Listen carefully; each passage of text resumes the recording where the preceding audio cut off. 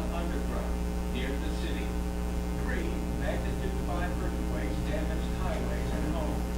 In Japan, scientists took note of what happened in Denver, because Japan is always in peril from deadly quakes.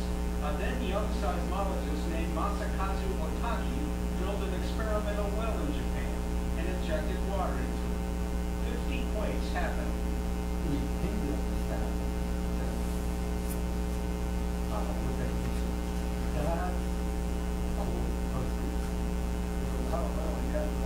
Cliff Froelich, a UT geologist, literally wrote the book on Texas earthquakes. In the last 5 or 6 years, there's been a lot of cases where there are earthquakes that within a couple miles of injection wells.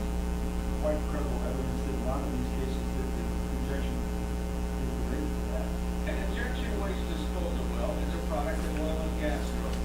When modern oil and gas wells are drilled, they pour into an energy deposit horizontally. They are fractured to free the oil and gas. Millions of gallons of water, sand, and chemicals are used in the process. That water, now turned into salt water, has to be removed for the energy to be harvested. All that water has to be disposed of. Injection waste disposal wells are drilled to do that.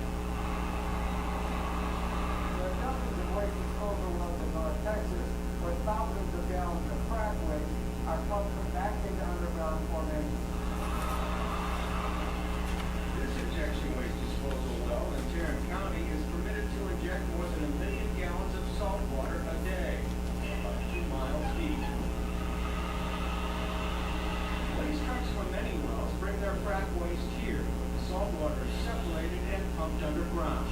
This map shows all the injection disposal wells in 8 North Texas counties, according to the Texas Railroad Commission.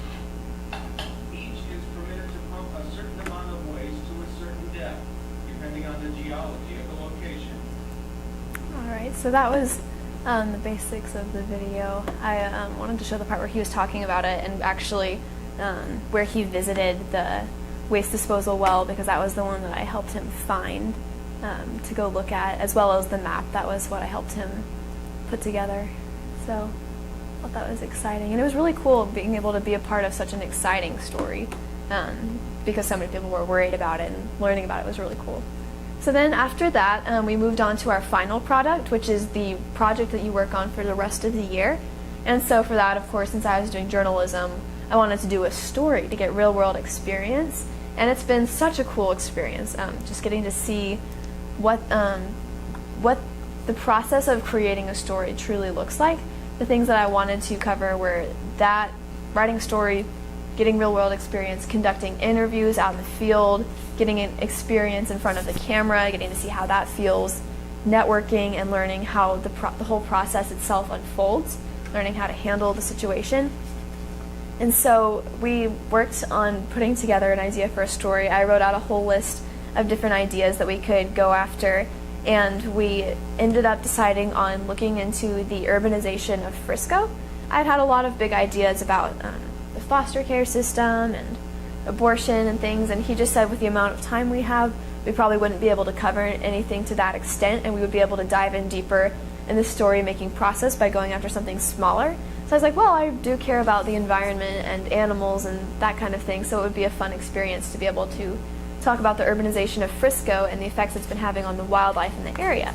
Because it's a well-known fact that you can be walking along and see like a coyote on the side of the road, and there's lots of roadkill and lots of bobcats coming into neighborhoods and eating pets and that kind of thing.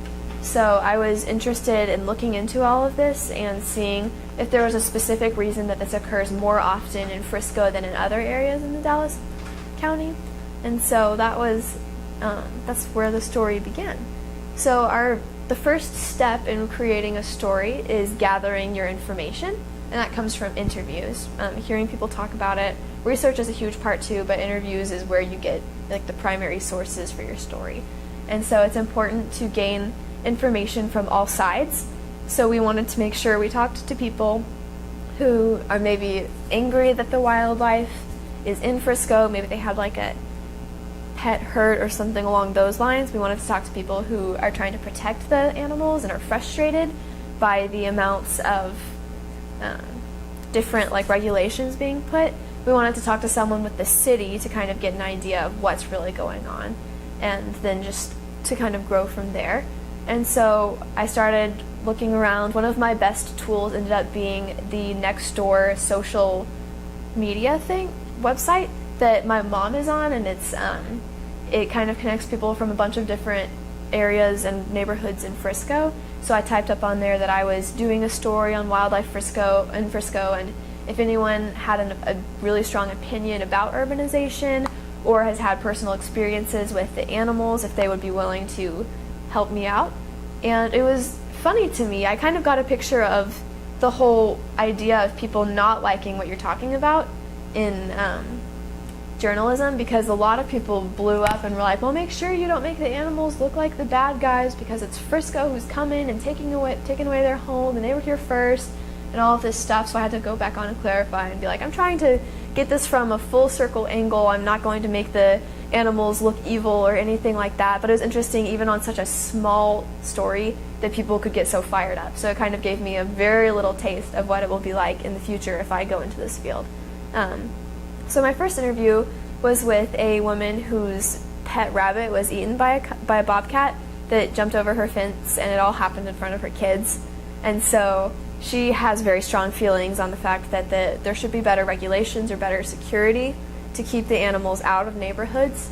So it was interesting getting to talk to her. I was honestly pretty nervous in my first interview with the whole process of being able to talk to someone, ask them questions, knowing how to keep a good conversation going, and all of that. And my mentor helped me a lot in the first one with kind of helping me like, okay, beforehand, this is the things you need to think about. You need to make sure you do this and that. And some of the main things I've learned through the interview process are that you want it to feel comfortable, and you want it to feel like a conversation, because then they'll be a lot more likely to give you good pieces of information. If it feels super serious and just back and forth, they're going to try to say what sounds best. But if you keep it as a conversation, the truth kind of seeps out. One of the tips that he actually gave me was that sometimes when interviews are over, when Jason's out filming for Byron or something like that, Byron will be like, all right, well, that was great, and kind of make it all feel like it's coming to a close. And the camera is obviously still rolling, but there's kind of that feeling of finality.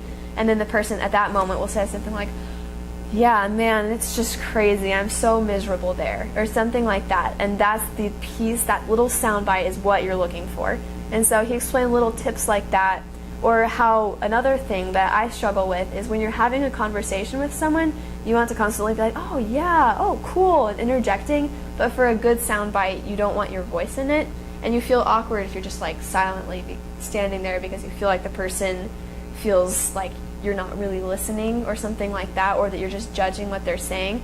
But he explained that it's not, like, it'll feel a lot more awkward in your own mind than in the other person's, because you want to let their thoughts roll out without you interrupting or guiding it, unless you're looking for something specific, and then you can ask specific questions, and that's how you get that. But it's interesting also, well, it's important to relate your interviews to gain continuity for your story. For instance, the first lady I interviewed, she started complaining about the fact that after her bunny had been attacked and eaten by a bobcat, she called animal control, and they said, okay, well, in the future, just spray the bobcat with a water hose. And that's the only advice she was given from animal control. And she's like, no, this is your job. What are we supposed to do about this? So she was really frustrated.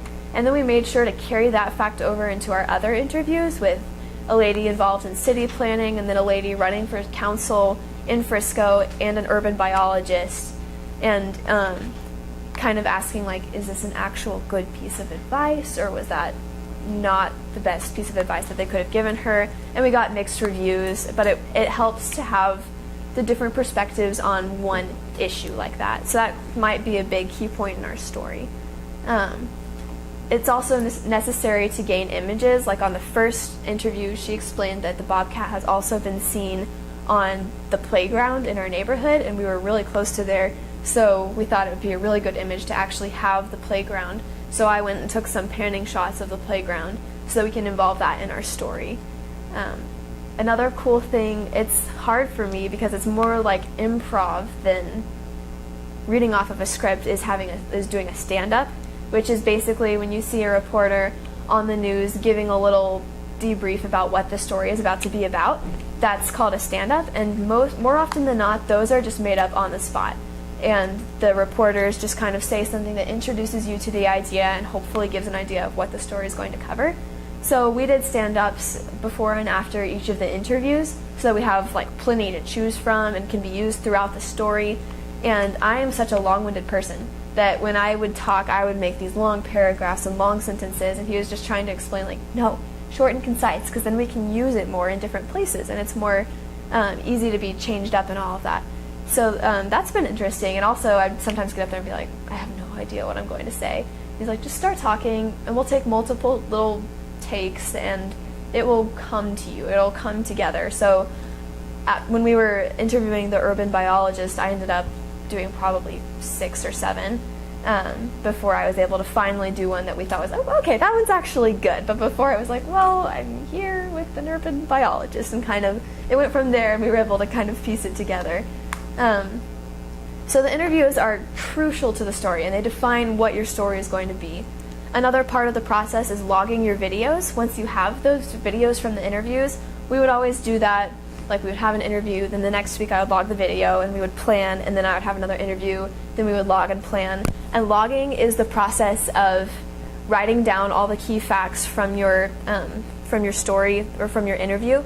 So it would be like at 10 minutes and 20 seconds, like, and then you would put the quote, because having those direct quotes there will be really helpful for when you're trying to define the story and when you're trying to pull quotes that are most beneficial for the story itself.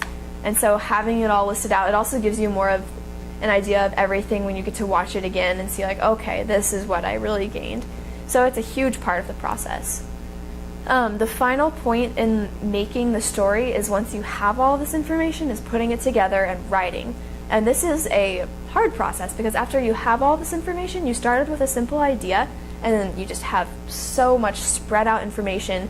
It's a huge piece of work to put it all, condense it again, to make it something that isn't all over the place. And Byron Harris explains that the best way to do this is with a 3-word slug. And that's how you begin your idea for the story, like urbanization, wildlife effects, that sort of thing. In order for you to see, this is what I'm really focusing on the story, so that you don't just go like, and we also found out this and this and this, but they're not all really related. It helps it be very much more cohesive. And then the next big step in the process is to look back over your video logs and find the sound bites or quotes that will be most influential, because there are certain quotes that just stand out or are heart-wrenching or whatever, and that's what you want to use in your story, because you want to gain the audience's full attention. The next most important thing is the intro. When you are creating your story and you're on the broadcast news, 7 seconds is all you have to truly grab someone's information before they lose interest and change the channel. And in those 7 seconds, you have to say something that will just make them turn and be like, whoa, did I hear that right? And that's how you really pull people in. You have to reach out of the TV and grab them and shake them and be like, you have to listen, this is important. And Byron said that a trick that works for him is to get as close as he can to being offensive or really out there without quite overstepping the boundary, so that people will be like, whoa, like, I don't know if that's okay, and then they'll get pulled in. Because a lot of the times the story would be offensive if he's doing something on corrupt lawyers, if he finds a way to insult lawyers but not really insult lawyers. That's the sort of thing that he's looking for. So that'll be interesting for my story. Maybe something about, like, your child comes back screaming that your bunny has just been eaten. That kind of thing. A good way to start the story and make everyone go, oh no, what is going on? And then another tool that I'm going to implement is a metaphor, and we've been thinking about probably doing that with a water hose, carrying that throughout the story and using a metaphor to define the main points of your story and continue carrying that through, because metaphors just kind of give people an idea of, like, oh, like, it's like that kind of thing. I've seen him do it even with just making pasta. That was a metaphor in one of his stories that he utilized throughout the whole story. But don't reach too far. If you can't find one, don't do it, is what he explained, because then it just looks dumb. So those were the main points for writing, and that's where we are right now. We're condensing, writing, and once that's all done, basically we put the pieces of film footage that we want where basically, and then there's an editor at Channel 8 who's going to piece it all together for us. And so hopefully that'll be done in the next week or so. And it's incredibly excited. I can't wait to have the actual story, which will be on the Channel 8 YouTube channel. So as far as future plans go, it's kind of a running joke in my family that I'm going to be in the Avengers and go out and save the world, because that's what I want to do, is be a superhero, save the world. But realistically, I just want to be able to be used by Christ to make a difference and really put myself in danger for the sake of others. So again, my quote is, never be afraid to raise your voice for honesty and truth and compassion against injustice and lying and greed. If people all over the world would do this, it would change the earth. I love this quote, and it's what I plan to do, just to be able to be honest and truthful, to bring the justice and to just show what the darkness truly is. And John 15:13, greater love has none than this, to lay down one's life for one's friends. That's how I want to live every day, and I want to go into a field that really makes that possible. So a special thanks to my mentors from this year and last, because they have helped me define where I am headed and what I am interested in, and it's been incredible, and it's helped me decide on UT and all of that. Special thanks to my family as well for being supportive, and my brother was my dummy in my self-defense last year, so that was great. And then my mom this year has been so helpful, just helping me stay sane and all of that. And then Coach Goff, who is basically my second mom, who's just poured into me and helped this experience be incredible. So special thanks to her, and then for all of you for being here tonight and taking the time to come and support me on my journey. So thank you so much. Thanks.